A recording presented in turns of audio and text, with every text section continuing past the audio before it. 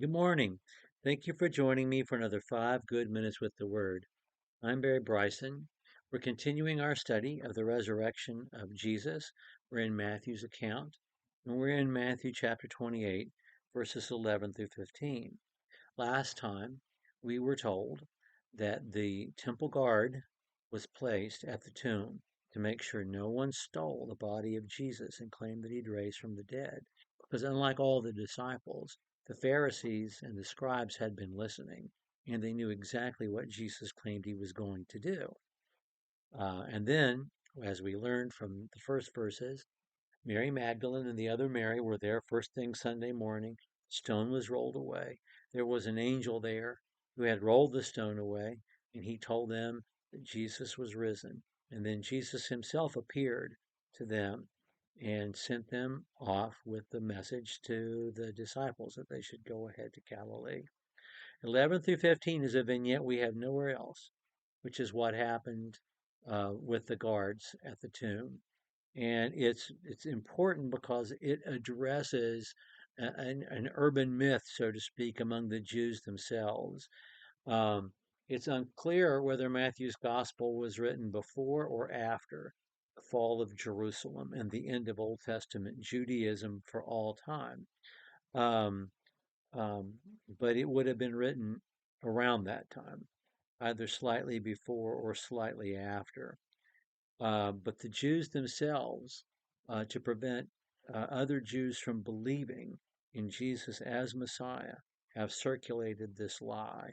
So Matthew tells us about what happened, and this is what is recorded in these 5 verses. Now, when they, the women, were on their way, behold, some of the guard, not all of the guard, some of the guard came into the city and reported to the chief priests all that had happened. And when they had assembled with the elders and counseled together, they gave a large sum of money to the soldiers, and said, You are to say, His disciples came by night and stole him away while we were asleep. And if this should come to the governor's ears, we will win him over and keep you out of trouble. And they took the money and did as they had been instructed. And this story was widely spread among the Jews and is still being spread to this day. Okay, under Roman law and Jewish practice, what these men deserve is death.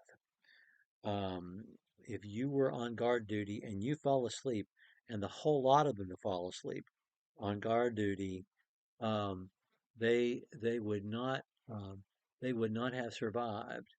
Um, but they are bribed, and the Pharisee and the Sanhedrin say, if this gets back to Pilate's ears, we'll cover you. Don't worry about Pilate.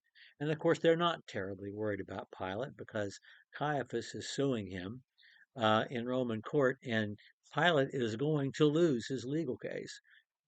He's being accused of crimes against the Jewish people, and he did commit them. And so his hands are tied, as we've learned in the crucifixion account.